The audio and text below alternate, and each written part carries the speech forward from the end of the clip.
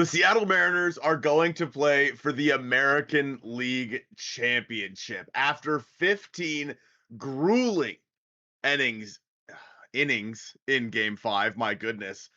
The Seattle Mariners took down the Detroit Tigers. We're going to talk about what happened in this game because it was man, this was something. And then we're going to talk about the keys to the American League Championship Series.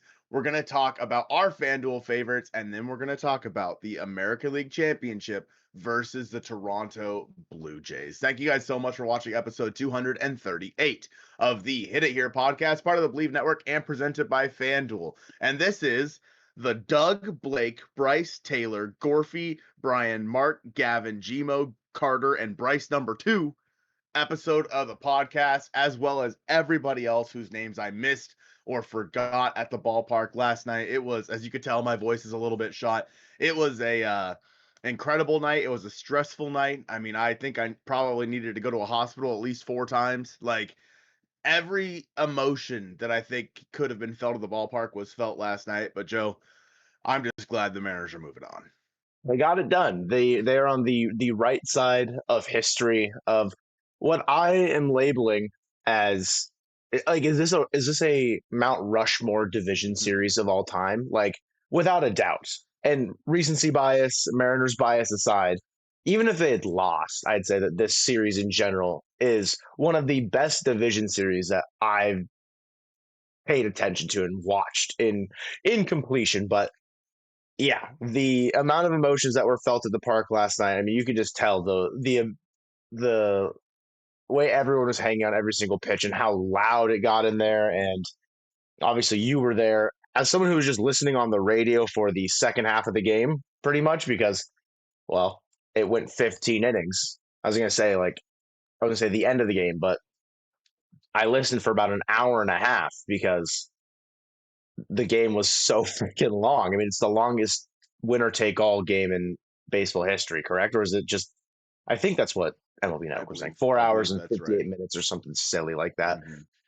Yeah, just neither team wanted to give it up, but also it seemed like neither team wanted to win. It's just a war of attrition at the end of this series, and the Mariners do come out on top against Tarek Skubal. I mean, he only went 6 innings, so he pitched less than half the game because you went 15. There's some, weird like silver lining in that situation, but he was dominant in this one. But you do manage to scratch off a run against him, courtesy of Josh Naylor and Mitch Garver. Leo Rivas checks in, birthday boy, with a pinch hit late in this one in the 7th inning. I say late; it's the first half of the game technically, because again, extra innings. Nobody wanted to win, but an absolute classic, an all-time classic. They pulled out all those stops. They broke the humpy glass when they needed to and immediately walked it off the next inning. I mean, good for the guys to just fight through it. This playoff baseball is never going to be easy.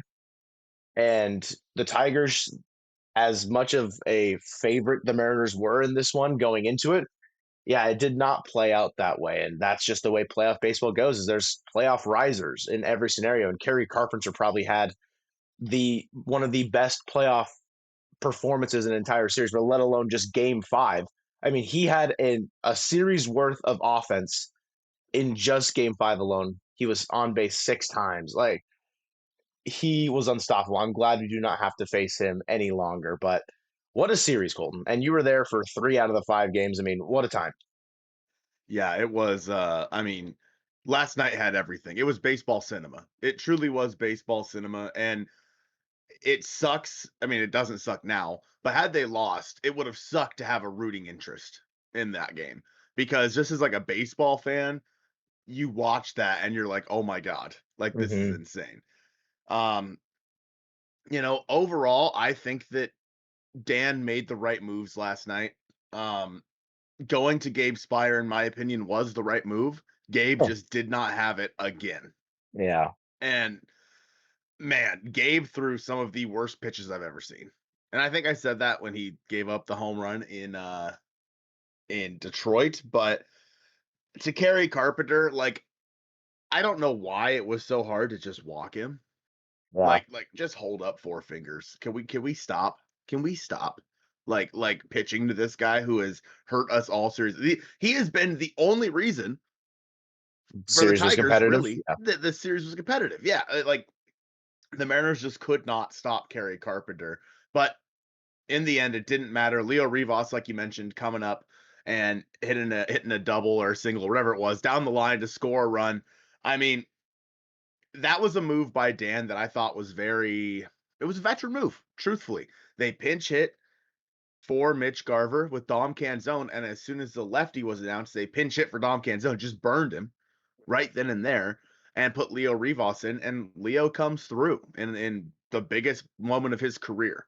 And then of all the guys to be the ones to walk this off, I'm incredibly happy it was Polo.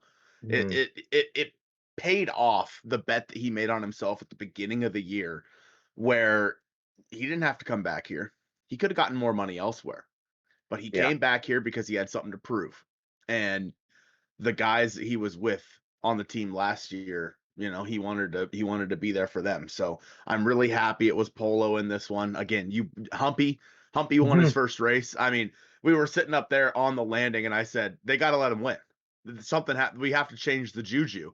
Yeah. And he's like in last, and I'm like, ah, all right, whatever. Again, another humpy loss. And then he just breaks through all three other salmon and wins Mhm. the race. And I was like, oh my God, this is it. You gotta win it for Humpy. And lo and behold, the Mariners did. Yeah, I mean, just an incredible game overall. Incredible series. This is one that I don't, like you said, is a Mount Rushmore of division series. This is a Mount Rushmore game for the Mariners, in my Yeah. opinion, just throughout the history of this team. Like you think about it, there's like obviously the slide of '95. Um, maybe win 116, although I don't think that win was like all that crazy. Um, you have Felix's perfect game. You have Cal's walk off, Mhm. and then this is up there too. I don't want to put them in order right now because I probably have some bias right now. Yeah. But man, the fact that the Mariners are going to the American League Championship Series for the first time, Joe, in 24 years, just deleted in that moment when they won that game last night. But first, a word from our sponsor, Delete Me. Delete Me makes it easy, quick, and safe to remove your personal data online at a time when surveillance and data breaches are common enough to make everyone vulnerable. The New York Times Wirecutter has named Delete Me their top pick for data removal services. And as someone with an active online presence, privacy is very important to me. I don't want strangers having data about me that I don't even know that might be out there. Take control of your data and keep your private life private by signing up for Delete Me now at a special discount for our listeners. Get 20% off your Delete Me plan when you go to joindeleteme.com/hit and use promo code HIT, that's HIT, at checkout. The only way to get 20% off is to go to joindeleteme.com/hit and enter code HIT, that's HIT, at checkout. That's joindeleteme.com/hit, code HIT. The way that the Mariners starters were coming out of the bullpen in game 5 deployed by Dan, I mean, they were deleting Tigers batters left and right in this one. We'll throw Edward Bizardo's name in between Yeah. because he was absolutely nails as well. But Logan, Luis, they were amazing. And as far as my expectation for them, where we'll see them in the American League Championship Series, well, it's going to be a minute. They're not going to pitch in either of the first 2 games. I would not imagine so. And the only way that I think we see one of them in the first 2 games is that the main key for the Mariners in this championship series, Bryan Woo, is not available to pitch in game 2. It is listed right now that he will be on the championship roster. That hasn't been fully announced yet, but Daniel Kramer, everyone's out there, trying to figure out all the nooks and crannies for what's going to happen because it's a quick turnaround period. The Mariners played 15 innings. They got on a flight to Toronto. They play a game tomorrow night. And it is a quick turnaround to figure out all the roster and everything like that. Bryan Woo is not available to pitch in game 1 in any capacity. Bryce Miller is listed as available, weird wording, and it will start that first game on short rest. Emerson Hancock has not pitched once in the division. Like, he hasn't pitched in the postseason. So I imagine it'll be a Bryce Miller, Emerson Hancock piggyback where Miller goes 3, maybe an efficient 4, because he didn't throw that many pitches against Detroit in game 4. So the short rest, like, yes, it'll matter, but he's probably not so overexerted where the short rest is going to play into that big of a factor. And then Emerson Hancock should probably take 2 innings in game 1 as well. But the key, the cog, if you will, for the rotation going forward is Bryan Woo. When will he be able to pitch? And it will benefit the Mariners greatly if he can throw on Monday in game 2. If not, then he'll be starting a game back home in games 3, 4, or 5, more than likely.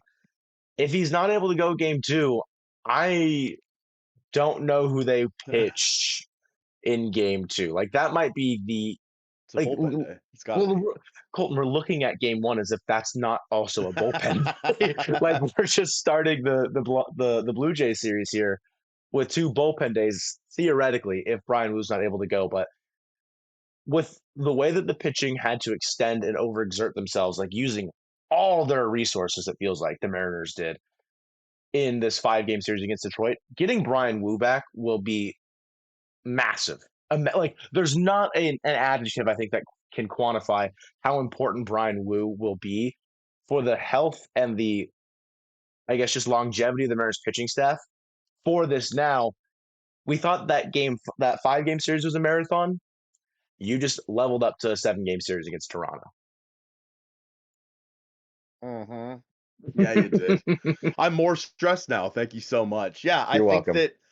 that from what we heard from Kramer last night, Bryan Woo isn't going to pitch until like midway through the series. So that means to me more so at T-Mobile Park on Wednesday, Thursday, or Friday, if Friday Yeah. is necessary, of course.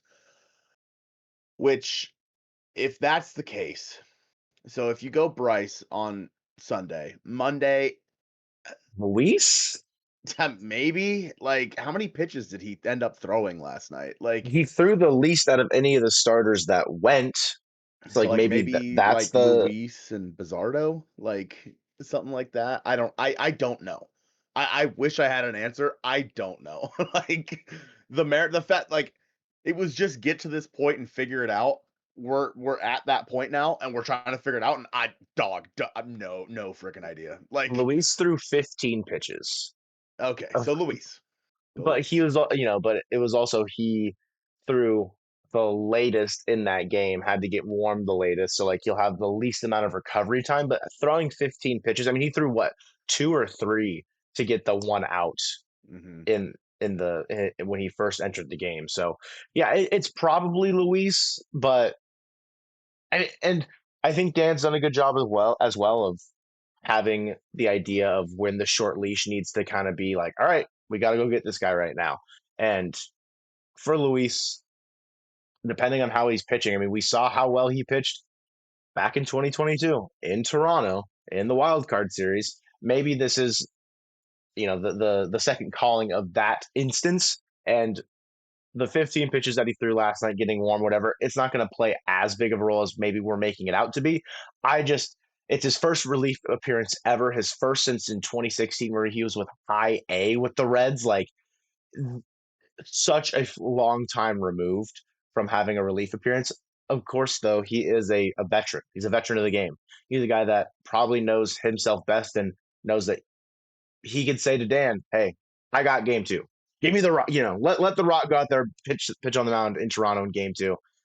Just given the way that if I was thinking about this as far as like Jake's bullpen tracker or just pitch tracker in general, Luis is probably the one that makes the most sense as a whole, because he pitched in game 2 as a starter, and then the next time we saw him was for 15 pitches in game 5. Like, overall pitches over the last, say, like, week or so, that's probably equivalent to 1 start, like, Yeah. of a regular season situation. It's just every pitch in the playoffs is amplified by 1.5, 2 times as far as the stress level. So it'll be interesting what they do.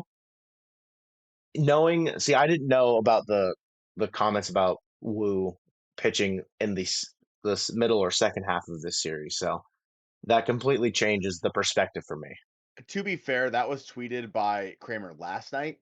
Sure. That he was expected midway, so maybe things have changed since then. But yeah, I think that if you go Bryce, Luis in games 1 and 2, I mean, short leash for Luis, have him go 3, 4 innings and then send out, Bizardo or just someone multi-inning, if it needs to be Hancock again, so be it. Like, we'll figure it out. You have the off day to fly back home for Wednesday, Thursday. I think Wednesday you go Logan. Yeah. Thursday, I think you probably go George. And then Friday, if necessary, you go Bryan Woo. Like, I I think, think that yeah. that is probably the way they're going to do it because while, yes, Bryan Woo is available to pitch, I think they still want to be cautious with this injury, which Mhm. sucks. I mean, it's a stupid situation. It sucks, but it is just the way that the Mariners are probably going to go about this is they'll pitch him if necessary, but they're going to wait until, game 5. Whereas Sure. if this series ends in 4, I don't think that we see Bryan Woo pitch, in my opinion, which ultimately I think is fine. As for the Blue Jays, Joe, we talked about in the green room who could be a part of that team, and Ty France Hmm. has an opportunity to be a part of that Blue Jays roster in the American League Championship Series. I love Ty France, I do, but man, if he hurts the Mariners in that series, I I don't know. Do I have to take back my Ty France? What is it? What'd you call your Donovan Solano card? Your Oh, Ty. yeah. Ty France defense card. Yeah, I might have Donnie to take Barrel's that defense back. card. Yeah. Yeah. Yeah, I mean, Ty is one that was left off of the division series roster for the Blue Jays. You're looking at Bo Bichette returning from injury. There's Chris Bassett and Max Scherzer who are also left off. So again, we don't fully know the championship rosters right now, but if there were to be changes made, adding any of those four to the Blue Jays roster, who, as far as the postseason is concerned, probably look like the second best team, maybe if not second, the best. It might go Dodgers, Blue Jays, or Blue Jays, Dodgers right now, as far as what we've seen in the postseason as a whole. Of course, round by round, things can change. It's not necessarily a guarantee that they are going to be, as potent of an offense as they were against the Yankees. And it's never a guarantee that the Dodgers will continue to, have the most clutch base hit imaginable in certain situations. But for the Blue Jays, I mean, they won the East for a reason. They are the best team in the American League for a reason. Like, it's going to be an uphill battle. I want to ask you though, if there are other changes to the Mariners championship roster, like thinking about the pitching health, like Mhm. we know Michael Fulmer, who once a starter probably can give you length, was down in Tacoma. Do we see him on the roster instead of like a Carlos Vargas or instead of maybe a Caleb Ferguson? I don't know if the Mariners feel comfortable rolling with only one lefty, but I mean, that's pretty much what they were against the Tigers in this series. Was they were one left-handed arm out of the pen because Ferguson was utterly useless after his one outing. Thinking about the way that the Blue Jays roster breaks down, I mean, think about all the tough righties in that lineup. Sure, there's a couple lefties in there, but I mean, Santander's a switch hitter. Like, it's not Mhm. going to matter as far as lefty righty for him. Like, you have Nathan Lucas, you have Addison Barger, you have, I think Dalton Varsho is, I think he's just left-handed. He's not a switch hitter. So there's a couple lefties in there, and forgive me if I'm missing anybody specifically, but do the Mariners need to carry Caleb Ferguson? Or do you think that they would go to an arm that maybe they just want to see if they have anything in the tank there? Yeah, I mean the damage doers in that lineup: Vlad Guerrero, George Springer, Bo Bichette if he's in there, like they're all right-handed. And so if you do decide to go, Michael Fulmer's an interesting one. Um, I don't know if they're able to change the taxi squad in between series, but Mm. like, could you potentially have like Jonathan Diaz in there as like a Mm. length lefty guy, our goat out there every inning in spring training? Yeah, Um, I could also see them going to Casey Legomina. He's given you multiple innings in the past, and that could be a situation. And he's also been very good or very bad. Like he's had awesome moments this year. He's had yeah, awful moments this year. Whereas Michael Fulmer hasn't pitched in the big leagues at all this year. And maybe I don't even know the last time he did pitch in the big leagues. Like yeah. I feel like that's kind of unfair to bring him in and put him on the biggest stage and say, "All right, buddy, Here this you go. team, like, figure it out. Like, you're throw him to the wolves." So I think Legomina, in my opinion, could be the right choice over somebody like Carlos Vargas. Although Carlos Vargas this year, very similar to Legomina, has had some really big moments. has had some really bad moments. Caleb Ferguson has had mainly bad moments. Yeah, so if the Mariners do feel comfortable taking Caleb Ferguson off this roster and going to one of those guys, I think it does make a lot of sense. I do not expect, I mean, obviously the bullpen or the pitching staff won't be the same because Bryan Woo is going to be a part of it. So no matter what, like there's going to have to be a move made there in some way, shape, or form, whether that be Vargas, or Ferguson. You combined them. I combined them, Ferguson. I don't know.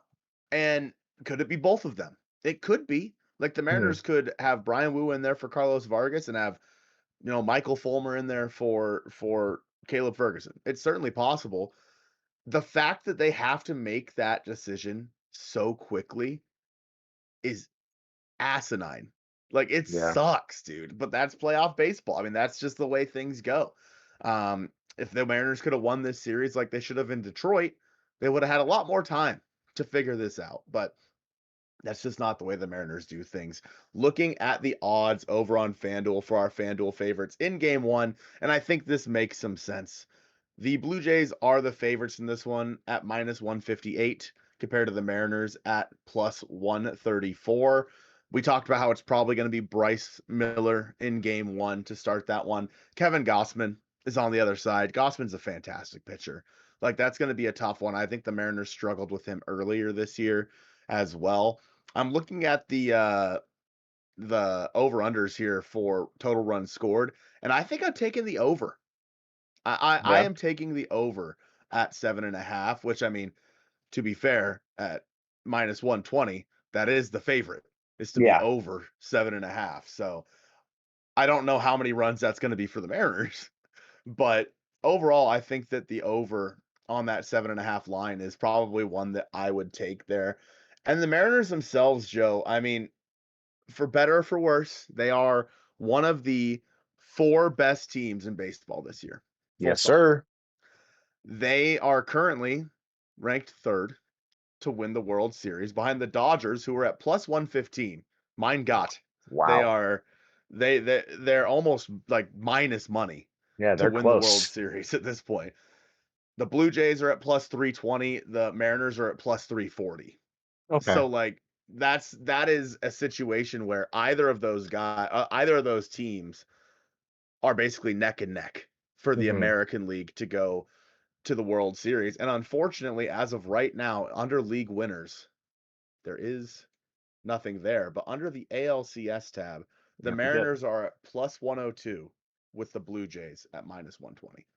I like the overall series odds are a bit more balanced compared to how skewed game one is, given the advantage that the Blue Jays likely have going into this one, where they have Kevin Gausman, who had a 4-WAR season. He's been good for them. Like, there's no hiding who Kevin Gausman is. Like, he is a great pitcher, and going up against him in game one's a tall task. And with how exhausted likely the Mariners are going to be, of course, it's no excuse. You have to go out there and play the game. Of course, the odds are going to be pretty skewed towards the Blue Jays in that first game. But when you look at the rest of the series, you can see it kind of balance out where it's minus 120 to plus 102. Mariners almost at minus money there. So it's close to even odds. And we saw how these odds can shift as the Tigers and Mariners series played out, where Tigers win game one, then they become the series favorites. Like, it just was a back and forth situation. I'm very, very excited to get this one underway. I agree with you on the over at 7.5 because the Blue Jays offenses looked absolutely money. And with Bryce Miller, yes, he looked great in his outing in Detroit. Again, you just have to flush everything going into the next series. And what version of Bryce we're going to get is very important, but that's what kicks off game one of the American League Championship Series on Sunday at 5 o'clock? 5:03, I believe it is. Yep. 5:03. So they're going to be in Toronto. 5:03 for us. Get an evening night game there, which is very, very cool. Not a day game randomly on a Sunday. Gives the Mariners a little bit more time to rest, but again, it's not a lot where you just played 15 innings, you travel, you get there, you get everything set up, and then you have to go face Kevin Gausman, and you have to go face the Blue Jays lineup where Vladdy's like 9 for 17 in the postseason, going absolutely nuclear. Like, there's a lot of guys up and down the Blue Jays lineup that can get it done, and Nathan Lucas is a guy who just seemed like maybe like a quad A outfielder type situation, and he's having a great postseason. It's like the postseason hero story where there's one guy on every team, every single postseason, where like what's he gonna like how is he gonna contribute? And then he just gets it done every single time. He had a big hit against the Yankees in game 4. Obviously, George Springer had a phenomenal year. We talked about whether or not we're gonna see the likes of Bo Bichette or Ty France. Like how big of a role will those guys play in this series? But game 1, like you mentioned, Gossman versus Miller. Game 2, we assume it's going to be Luis Castillo for the Mariners. What would you expect it to be for the Blue Jays? Are they going Trey Savage? Are they going? Are we looking at the division series pitchers of Bieber and Savage filling out the rest of that rotation, or do they add one where it's Scherzer can pitch or Chris Bassett can pitch? Because I feel like they're definitely going to switch it to a 4-man rotation, Right. given Savage's start of his professional career in 2025 was an A ball. Like expecting him to be able to give you a ton of innings is pretty unrealistic. Like he's going to give you probably 5 at most every single start out, which is fine in a playoff situation. You just need to have the arms to be able to back him up. I think they go to a 4-man rotation here and likely bring in, I think, Bassett over Scherzer, but that's just probably given regular season success. If you look at postseason success, maybe you turn to Scherzer instead. See if the old dog's got a little bit, some gas left in the tank. But what do you expect for game 2? Yeah, I feel like they either do go to Savage or to Bieber in that one, just because they're the guys that are already there. They've been pitching. I think game 3, it's probably the other one. So whoever doesn't pitch game 2. And then game 4 is where you see one of either Bassett or Scherzer. Now, keep in mind, there is going to be, a day off in there. So could you realistically go Gossman that day? Sure, you absolutely could. But I do think that Chris Bassett is probably the guy that gets added and he pitches game 4. If I had to guess. Now, the Blue Jays offense is really, I mean, don't get me wrong, their pitching staff was fantastic this year, but their offense is really what carries them. If you can find a way to get to these starting pitchers, their bullpen honestly doesn't really scare me. And Yeah, in 2025, Kevin Gossman had one start versus the Mariners in Seattle on the 9th of May. He went 5 1/3, gave up 7 hits, 3 earned, 3 strikeouts in that time frame. He did win that game. The Blue Jays won that game. That was, I believe, when the Mariners got swept by the Blue Jays. yep. So, yeah, I mean, the Mariners struggle versus Gossman in that one. Bryce Miller has one start versus the Blue Jays this year, Joe. 5 innings pitched, 8 hits, 7 earned runs. He gave up 1 home run, 2 walks, 3 strikeouts. That was also in that same series. Excellent. That was the last game of that series. So, yeah, excellent. Like, yeah, it's that's a tough go of it for Bryce Miller. So hopefully he's able to right the ship this time in Toronto. I mean, a lot of the guys that are there, they're gonna remember what happened last time in Toronto. Like the Mariners were there in 2022. They came back and had one of the most improbable victories in a wild card round that I think we've ever seen. And hopefully that gives the guys some life. Now, obviously, you don't have Carlos Santana. Hmm. You don't have Paul Sewald. He You was know, I've, he was crying in the dugout after the Tigers lost because he has so many friends still on the Mariners team. Incredible. Bring Paul Sewald home. It's time for Paul Sewald to pitch in Seattle. Like, yeah. yeah, Maybe he could be like a bullpen coach or something, or like yeah. part of the pitching strategy. I don't know if he's how much gas he's got left in the tank, but We carried Caleb Ferguson for half a season. He's got enough gas in the tank. yeah, I guess that's fair. I'm looking at the Blue Jays bullpen, and of course, again, things can change. But as the division series roster, they had 4 lefties out of the pen: Brendan Little, Mason Fluharty, Justin Bruhiel. I don't know how to pronounce it, and then Eric Lauer. I think Lauer had a great regular season, but he was starting for them, or I guess like better compared to what his expectations were. I don't think he pitched particularly well in the division series against the Yankees. If they add someone into the rotation, I would expect one of those lefties to maybe get kicked out of the pen because you don't need that many lefties, I feel like, given the Mariners lineup specifically. Like, yes, they have a good balance of lefty switch righty, like they're up and down the lineup, but I don't think you need there's not that big lefty bat. Like, yes, Josh Naylor's there, but I don't think that it's you don't need to go to a lefty specialist if I'm the Blue Jays in that situation. You probably do, but you don't need four of them out of the pen. So I would Right. expect one of those lefties listed to be substituted out for a starting pitcher, whether it be Bassett or I'm gonna say Savage or Scherzer in that situation. They could move Savage to the pen for all I know, and maybe they go add both Scherzer and Bassett and throw Savage into the pen or something. I don't know. There's a lot of moving parts here, but yeah, the Blue Jays bullpen, not particularly like I would compare it, and I'd say this, I wasn't necessarily scared of the Tigers bullpen. I would compare this pen to the Tigers pen, where there are some definite electric arms that can go out there and get you really big innings. And there's a couple guys that can go multiple innings. I mean, Yariel Rodriguez, when he came over from Cuba, was like a hybrid starter / reliever situation. He's been very effective for the Blue Jays, specifically out of the pen and in long relief. I know that obviously Eric Lauer, guy that was a starter, can give them multiple innings. Whether or not he's on the championship roster is yet to be seen. But when you're looking at a 1-2 punch of Jeff Hoffman and Sir Anthony Dominguez, like, yes, it's good. It's good enough to win you the East and get you into the championship series, but the bullpen is not what won them a ton of games. I think the bullpen and the pitching staff in general is what won the Mariners the division series. Yeah. The amount of scoreless, lights out innings that the Mariners pitching staff threw against the Tigers, they're going to need that same exact result.